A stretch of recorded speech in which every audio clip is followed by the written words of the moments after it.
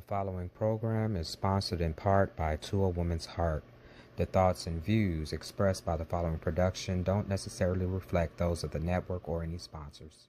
Rainbow Room Publishing Live, starting in 5, 4, 3, 2, 1. Merry Christmas, family. This is Pear coming to you from Rainbow Room Publishing House on Christmas night. Of course, you all will be seeing this sometime tomorrow. I didn't want to try to compete with football games. It's a Wonderful Life and all of that, but I'm coming for your time slot next year, so stay tuned to this channel. What we had planned tonight was a simple reading. There is a very cool, I think, very cool Christmas scene that I have here in Love From Behind, so it's not just about what you thought it was. Without further ado, we're just going to get to it. How about that? Fall came and went with the leaves, and the wind brought in the winter. That Christmas was the same as those from his childhood. Jesus is the reason for the season, Ma said, church first. So they bundled up, protecting themselves from the Midwestern winter, and made their way to the sunrise service in Ma's 85 Jetta. Lee found the title ironic in light of the heavy overcast that blocked out the sun that morning. He, Ma, and the girls were 4 of a dozen people in attendance. Lee guessed that they were like Pastor and First Lady Williams, Deacon and Mother Simpson, Mothers Isaac and Tate, Nurse, what was her name, he thought to himself. And just like the homeless guy in the back across from him, the 4 of them, the rest of the participants, didn't have very much family. So in this season of giving, Pastor Williams said, coming to a close, hopefully, I challenge you all to follow the example of Christ. Don't focus on what you can get, but focus on the gift you can be to others. Amen, said First Lady Williams. Amen, the congregation echoed. Lee quickly spoke with everyone and volunteered to go warm up the car. I'll go with you, Tony piped in. Me too, Ronnie added. Lee hoped that Mom wasn't too annoyed with their hasty escape. He knew that it would only encourage her to fellowship with the rest of the churchgoers even longer. Back at the house, Lee sat by the Christmas tree he brought for the family, wolfing down a second plate loaded with the dinner Ma had stayed up the night before cooking. Tony and Ronnie were tearing into the presents he and Ma brought them. You know, they have really cut back on my hours at the hospital lately, she had told him one night while the girls were asleep a few weeks back. So things will be a little tighter than usual this year. Ma, he said, placing a hand on her shoulder as they sat at the dining room table, you know I don't need anything. And neither do I, she replied. So let's just take care of the girls. I have a couple ideas for presents for them, he said. I can get their gifts and the tree, and I'll take care of dinner. So here they were today, Lee working on a small cake pie ham, dressing, cranberry sauce, collard greens, baked macaroni and cheese, sliced ham, and his own sweet potato pie. Tony and Ronnie were under the tree, ripping into wrapping paper. Ma was in her favorite chair, watching them enjoy it all. Oh my God, Tony cried out. She held up the singing sewing machine box for Ma to see. Ma looked at it and then over to Lee with a huge smile of pride. Tony and Ronnie continued discovering gifts. A makeup kit for Ronnie, a new winter coat, and accessories for both of the girls. This one is yours, Ronnie said, offering a large box to Ma. She closed her eyes and shook her head. Take it, Ma, it's from all of us. Ma opened her eyes and accepted the box. She pulled away the wrapping paper to see a CD Walkman and 2 CDs, the most recent Wow Gospel and Wow R&B CDs. Lee brought the Walkman and we picked out the CDs, Ronnie said proudly. Now you can have some music at work. And there's a cassette adapter so you can plug it into the car, Tony added. Thank you, Ma said to them all, but Lee saw more than gratitude for the gift in her eyes. About an hour and 3 plates of food for Lee later, the girls were cleaning the kitchen and Lee was taking out the trash while Ma napped. Lee was walking past her room, seeking a nap of his own, when, Lee, she called through the crack in her bedroom door. Come here for a second, baby.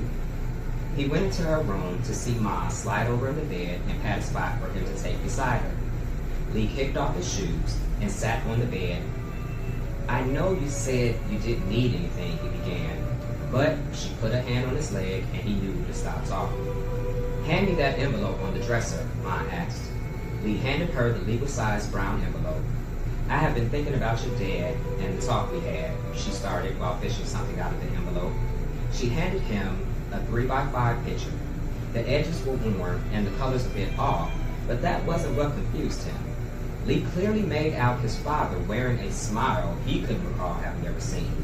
He sat on an old motorcycle, and strapped to his chest was Lee as a baby, reaching for the handlebars. Lee looked back over to Mom. Those were the proudest days of that man's life, she continued. At first, I didn't want to show this to you. I know you can't really remember anything good about your father, but he wasn't all bad. She took Lee's hand. I told you, he had dreams too. He was just scared to pursue them, scared of failing. I was so sure you would do better than him when you went away to school, but now I see you picking up the pieces and deciding to go back to school and face whatever ran you away. Ma held up her hand, stopping Lee from speaking a second time. You can tell me about it when you're ready, she said. For now, it is enough for me to see that you are working through whatever it is. You will always be my baby, and it is tempting to treat you like one, but I understand, I respect that you are a man. Knowing that, I know that I can tell you that it didn't surprise me that you loved motorcycles. She rested against the headboard, closed her eyes, and smiled. That crazy man used to strap you to his chest and ride you around the neighborhood. I used to get so mad at him. I used to tell him to stop showing off, but he would just laugh at me and say, "Hush, woman, I'm taking my son for a ride." She said the last in a fake baritone that Lee knew would speed his father's voice. Her head dropped. Then he lost his job, and things got hard around here. After a while, I heard him on the phone trying to sell the bike behind my back. I told him I could go back to work, but he said he was the man and that it was his job to bring the money into the house. He turned away from his side of the family out of shame when they offered to help. Good jobs were hard to come by back then, even with a high school diploma, so he had to take what he could find. He got on with the janitors at his old high school. At first, everything seemed okay, but in time, he just got bitter. Watching all of those kids graduate and go on to college, he just grew more and more distant and disappointed in himself. I just kept thinking if he had at least saved the bike, he would have had something to remind him of happier days, days when he still had hope. Mom visibly shook the past out of her mind and looked back to Lee. "Lee," she said softly, "don't be mad." Lee's eyebrows went up in surprise. "But when you came back home, I decided to take your father to court. That man never finished anything, and I didn't want that for you or for the girls. It took some time to find him, but the courts did. Things are still being sorted out, but, well, I guess since you already broke our agreement, we're even." She reached back into the envelope and pulled out several pieces of paper, computer printouts, photos of motorcycle ads in Vegas.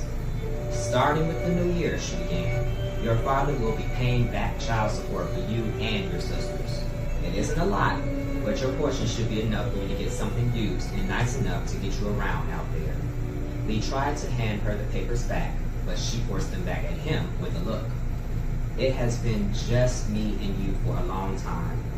I thank God for you and all you've done all these years, son, but this is that man's responsibility to all of us, not just you. One of his failings as a man is that he couldn't open himself up to accept help from anyone. These last months, you have shown me that you are so much more than he was. It wasn't easy for me to accept anything from him after the way he hurt me. But I believe that this is how God has chosen to bless us. Sometimes he takes our pain and uses it for our good. But good things only come to us when we are open to receive them." Lee didn't say anything. She took the photos and the ads, placing them back in the envelope, and pressed them into his chest. She kissed him on the forehead and said, "Merry Christmas." Minutes later, back in his room, Lee sat on the bed, staring at his dresser. He got up, still holding Mom's envelope. Well, his envelope now. Lee opened the top drawer, pushed aside his underwear, and picked up a torn picture of Jay, looked at it for a second, and slipped it inside the envelope before placing the whole bundle at the bottom of the drawer. He rearranged his underwear, closed the drawer, and climbed into bed. Love from Behind, available at rainbowroompublishingllc.com. If you want the happy ending, that's where you find it. I hope that you all have had a great Christmas. I hope that the rest of the holiday season is going great for you. I'm looking forward to the new year myself. and all that it brings. Of course, that also means more stories from Rainbow Room Publishing for you. So thank you again for joining us on this Christmas, well, in this case, it's probably morning for you. This is Eddie Pierce coming to you from Rainbow Room Publishing, signing off. Have a